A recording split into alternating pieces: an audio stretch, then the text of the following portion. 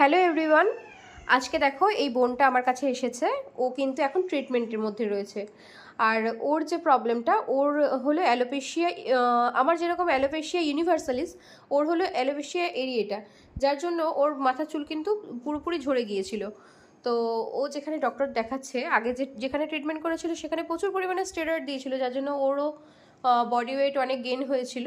কিন্তু এখন দেখো অন্য এক জায়গায় দেখাচ্ছে। আমি যদি কেউ নাম্বার চাও, ডক্টরের নাম্বার আমি দিয়ে দেবো। তো ওর দেখো এখন কিন্তু হেয়ার গ্রোথ চলে এসেছে।